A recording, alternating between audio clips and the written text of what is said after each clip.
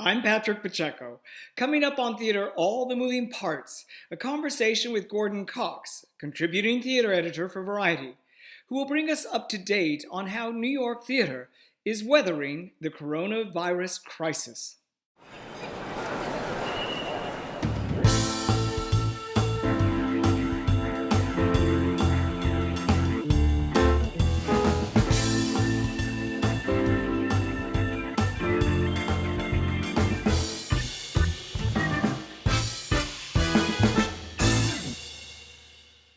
Hello, I'm Patrick Pacheco. Welcome to this video conference episode of Theater, All the Moving Parts, streamed from my home through the magic of the internet. Today's guest is Gordon Cox, contributing theater editor of Variety and host of its Stagecraft podcast. He's closely following the developing story on the impact of the coronavirus on New York theater. Welcome, Gordon. Hi, Patrick. Thanks for having me. It's good to be with you, even under these circumstances. Yes. Perhaps you can offer the viewers the historical perspective on when Broadway has closed prior to this. Obviously, there was the flu epidemic of 1918. When they stayed open. Right, that's the fascinating thing as well. Why do you suppose they stayed open? Do you have a sense of that? I don't have a sense other than maybe their understanding of how the flu is spread was a little different. It's my understanding that the coronavirus is a little more virulently contagious than, a flu, but I don't know how that relates to the flu epidemic in 1918. But, who knows? Apparently they were, doing all the proper cleaning things when they were keeping the theaters open, but the shows were still going on. Obviously, Broadway is closed during strikes throughout the decades. In 1975, I think there was a musician strike that closed it down for about 25 days, if I remember correctly. There have also been blackouts and snowstorms and, of course, 9/11. How does this differ from previous closings of Broadway? And can the previous closings of Broadway, Gordon, tell us anything about this period? It's tough because there's no real direct parallel. The strikes were the strikes, and the one in my memory was from 2007 when the Broadway was closed for I think 14 days, if I remember correctly. And one of those days was Thanksgiving, which is a really profitable time. And so that was a huge sort of financial hit that the industry took, but it didn't affect people wanting to see shows. People, came right out to see the shows as soon as they were back up and running. And the same was true of 9/11. There was a sort of impulse to gather after 9/11 as a show of sort of patriotism and solidarity and rallying around an industry. And now all of that is kind of complicated by the fact that in the wake of all this, how comfortable are we all going to be sitting in a dark room for extended periods of time, very close to strangers? We don't know. And the impact on the tourism business is another thing that we expect will be rough, but how rough, who knows? Probably the most clear parallel to that would be sort of the financial downturn of 2008, because this is an economic sort of crisis it feels actually even a little larger in terms of, might we be wary of all getting in the same room together? But a lot of us aren't going to have as much money. Like a lot of us, including Broadway producers, are not making as much money as they thought they did, especially if, on Broadway, if a quarter of their performances are taken out.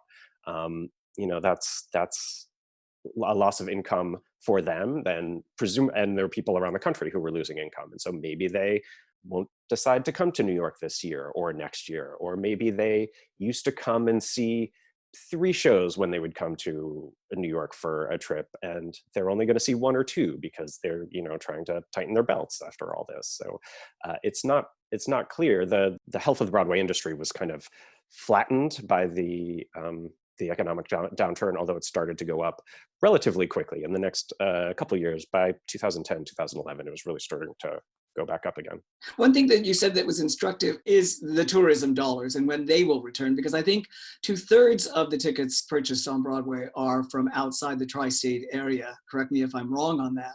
But 9/11 probably is instructive in that way in terms of a parallel. How soon did Broadway bounce back and tourism bounce back after 9/11? It took a little while, but everyone was very aware of it, and there was a very concentrated sort of marketing push. Those of us who were around then might remember there was a whole, come to New York and come, rally around this city that had been hit by, this devastating event. So it did take a while for the international tourism to come back, but it wasn't long, and it doesn't. I'm not sure. It's my guess right now, but maybe that's because we're in the middle of it, that the hesitation to travel and to travel internationally might extend longer than it did back in 9/11. We might add that, this came at a huge boom time for Broadway. Last season, Broadway was responsible for $1.4 billion in ticket sales and also 14.5 billion patrons at that time. So Broadway was clipping along really great. The financial cost obviously is going to be in the tens of millions, and it's hard to determine exactly, what the cost will be. It was imperative, I believe, that the closing of Broadway had to come from the government so insurance would kick in.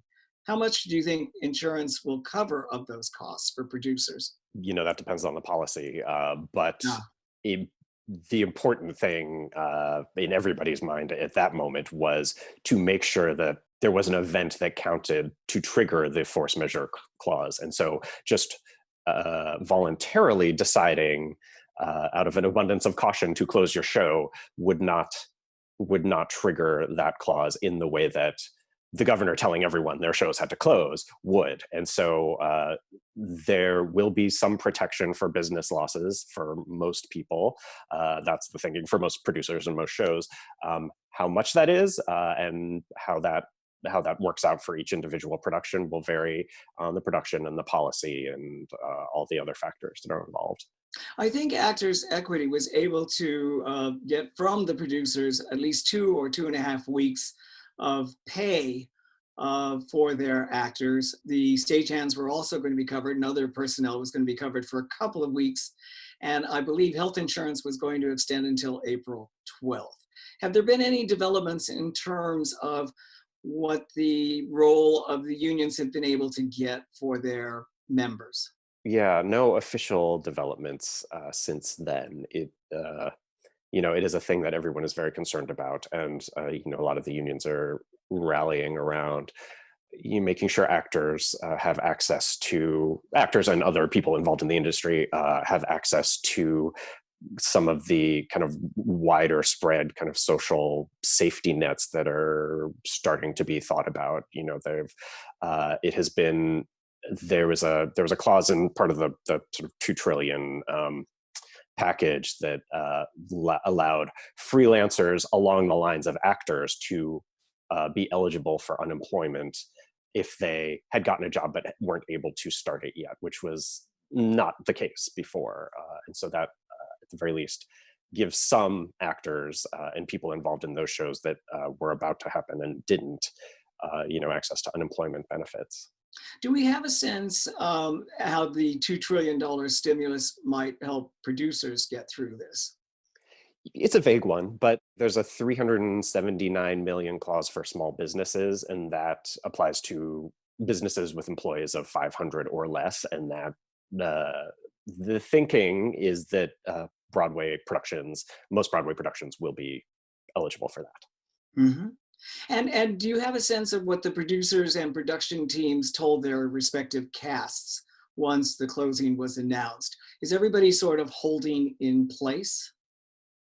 Everyone is holding in place. Yes, that is true. I mean, I think everyone is trying to figure out, from what I hear, it's as much about checking in with all the people involved in your show and just making sure they're doing okay and having some sort of contact and maintaining a connection as much as it is about making sure you have your team in place for the show to come back, because everyone involved in their respective shows wants their show to come back. So Yeah. it's as much about kind of maintaining the human connection as it is the kind of financial business connection. At the time of the closing, Gordon, I believe that there were 29 shows that were actually running. Correct me again if I'm wrong. I think 7 shows were then in previews and about to open. And then there had been 16 announced openings between March 12th and April 23rd or 26th, when the Tony deadline cutoff was mentioned. Only 2 productions have announced cancellations. That's Who's Afraid of Virginia Woolf and Hangman. Why did these 2 announce cancellations while everybody just are in a holding pattern? Well, the plays are going to be more vulnerable, particularly sort of limited. Those were both kind of limited run uh, plays structured around kind of star actors, and so they Uh-huh. would run for a certain amount of weeks, and the finances on something like that are pretty tight. People involved in those and investing in those are sort of in for a certain amount of money for a certain amount of time, a limited amount of time. And they didn't sign on to that thinking, oh, if this is a hit, it's going to run forever. Because even if it is a giant hit, it's still going to close in 16 weeks or however long they have with that particular cast. And that's another complication, is that these actors, Dan Stevens was in Hangman and Laurie Metcalf was at the lead of Who's Afraid of Virginia Woolf. These people are very busy and doing stuff. And it's true that the TV and the film industries are also kind of wildly disrupted right now, but they have other commitments. And so the timing of these runs is slotted very specifically to kind of what they can do with their schedules. And for those 2 shows, the sort of finances of it kind of made more sense to bow out at that point, rather than sort of try and sort of spend money trying to keep it all together when it was looking increasingly likely that they wouldn't be able to hold each of those projects together in the way that they existed at that moment. But isn't it likely that we'll still see Hangman at some point? Sure, why not? I mean, it just sort of depends on the commitment of the producers. Even Dan Stevens may or may not be in it. The cast may look entirely different. It might be exactly the same. It might be sort of half and half. There's so many factors involved right now and so many uncertainties that I would not be surprised to see Hangman come back. I would also, frankly, not be surprised not to see it come back. It just depends on, there are so many factors that go into weighing when a show comes in, including theater availability and producers thinking, oh, I think this show might have a good chance at a Tony this season, but next season maybe less so. There's so many. The math is very complicated, so who knows what they will end up deciding. You mentioned that dramas may have a much harder time than musicals coming back. But I suppose that something like Plaza Suite with Matthew Broderick and Sarah Jessica Parker won't have a problem coming back, simply because of the star power involved. I think that's probably true. I also think with that production in particular, those 2 stars are New Yorkers and very committed to New York, and they have said publicly that they are committed to getting that show up and running as soon as they can, because they've been New Yorkers their whole lives, and so they're very committed to the industry and to the city, and making sure boosting the health of the city. But I'm really hoping that Company sustains. I didn't get a chance to see it in London, but that revival of Company is, I hope and I think, I expect them to be back when the shutdown is over. But it just depends. It's productions are sort of limited liability corporations run by independent producers, and everyone has their own sort of threshold for the risk and the losses that a kind of delay like this might incur. Is there a sense that the long-running shows, the Lion Kings, the Wickeds, the Book of Mormon, Chicago, Phantom of the Opera, are likely to come back? Or is it that, say, Phantom of the Opera, which almost closed after 9/11, might not come back? The thinking is all those shows will be back. Mhm. Because so many of these shows have been running for so long, they have sort of a cushion that other shows do not. And there's also, they are most assured of having an audience be interested in them when they come back, because their appeal is so enduring. there's been talk that, oh, well, Phantom, which is very, sort of tourist dependent and kind of ekes along in some weeks, and then is huge on Christmas when everybody comes to town and wants to see Phantom of the Opera. There's thinking that, oh, will this be the thing that closes Phantom of the Opera? But honestly, I would be surprised if that is allowed to happen by the sort of global network of kind of support led by Andrew Lloyd Webber. I would be surprised if they let that happen. If you were the producer of a play, say The Minutes, which had tremendous buzz before while it was previewing, what might be the best strategy to resume performances to save your production of a drama as opposed to a musical? My gut would be to hold off until the fall, because that's when plays usually hit sort of in the fall and then also in the sort of spring Tony Ah, rush. I don't know, that just feels like, oh, we're getting back to normal. Now there's a new play because it's the fall and I'm interested in going to see this play. Assuming summer tourism crowds look anything like the summer tourism crowds of the past, they are traditionally less interested in checking out a play they've maybe not heard of. They've come to town and they want to see The Lion King or Wicked or, any of the big name shows that they are likely to be familiar with. I'm certain that a juggernaut like To Kill a Mockingbird will come back and have no problem resuming performances in that regard in terms of a drama that has lasting power. Certainly, finished just before the closing with this tremendous performance at Madison Square Garden. Yeah, and that's a show that in some ways can behave like a musical because it is a title that everybody knows. People who don't follow the theater won't know what Hangman is, but everybody knows what To Kill a Mockingbird is. And when you say there is a play version of To Kill a Mockingbird and Aaron Sorkin wrote it and all the other things that are involved in that, that's not a big leap. People are going to be interested in that in the way that they are interested in these musicals, these big name musicals that they've heard about. Probably what's most problematic for in terms of the closing are for those shows that were just about to open or had just opened recently and needed that momentum. That momentum has now interfered with shows like Moulin Rouge or Jagged Little Pill or Girl from the North Country that probably were relying on Tony Awards to some extent, the Tony Awards, which have now been postponed. How do they sort of regain their momentum and keep in shape for resuming performances? I think some of them are probably in a better position than others. Moulin Rouge and Jagged Little Pill, I think in particular, have been around long enough that they've kind of activated their fan bases, and they're also based on well-known. Moulin Rouge is based on the movie, and Jagged Little Pill is the Alanis Morissette catalog. Those are well built sort of foundations of appeal that they have in their back pocket, and they can energize this fan base that already exists into coming back. I think they're in a probably pretty good stead. I think Girl from the North Country definitely would have needed, because they'd just gotten really, it was actually the last show I saw before the shutdown.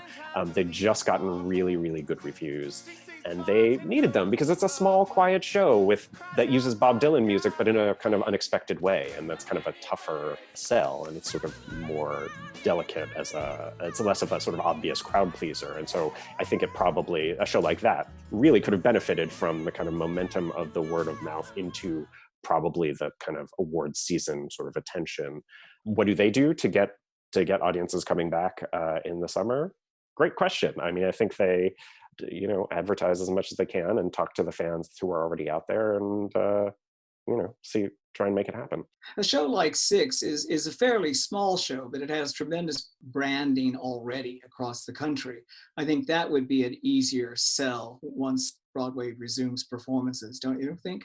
I think that's right. I also think that show is unusual in that before it arrived on Broadway, it's on the West End and it's playing on cruise ships and it's sort of all over the world already, is kind of well-known property among a certain sort of cadre of very enthusiastic fans.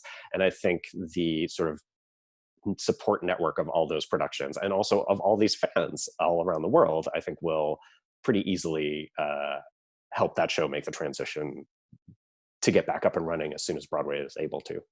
One of the big questions, of course, are the Tony Awards, which, of course, everybody was gearing towards in the spring to open, to qualify for them, hoping to get some nominations, hoping to get some buzz going there. The only thing that we've heard from the American Theater Wing so far is that they would make announcements when Broadway had reopened and they were able to look at the landscape. Have you gotten any more information about the Tony Awards and what might happen with them? No, the Tony Awards are still a big question mark. Would they happen in the sort of late summer? Who knows? Would they happen in the fall? Possibly. There's talk that maybe because the season was abbreviated, maybe this would be a year when the Tonys were more of a celebration of Broadway than a kind of competitive, awards race. Huh. Will that happen? Who knows?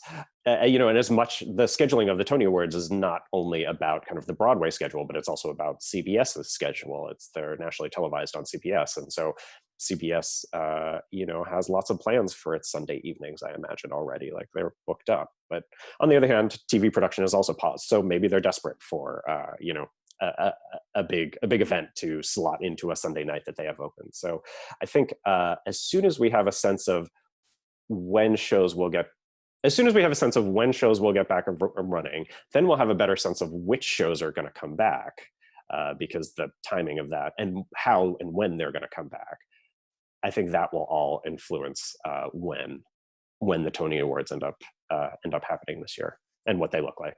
We should say that the Tony Awards have run uninterrupted so far since 1947. Mm, It'll be interesting to see if the coronavirus interrupts that run. yeah.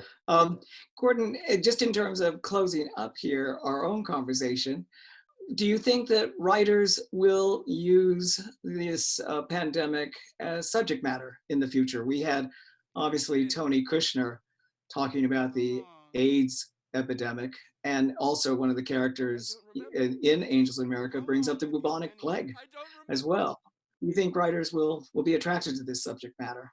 Yeah, absolutely. In as much as writers are attracted to anything that uh, makes you think about the world differently and changes your perception of the world, and also makes you kind of recontextualize your understanding of the world. The writers are the people who recontextualize their understanding of the world through their writing, and so this pandemic will filter in a number of different ways, and some will be very probably direct allusions to it, and some will be sort of more thematically inspired. Who knows what it will end up looking like, but I think in the next it could be instantaneously. We're starting to see some come online of monologues written, sort of isolation monologues, to 3-4 years from now, when a new play like goes through development and then ends up kind of arriving off Broadway or on it. The thing I suppose we should also add is that Shakespeare's theaters were closed during the bubonic plague any number of times at the same time. So this isn't a new development in terms of how theater has been interrupted before. That's true. And somewhat famously, apparently, Shakespeare wrote King Lear during one of those shutdowns. So, maybe someone's writing King Lear as we speak, and we will see it when we can all get back in the theater again.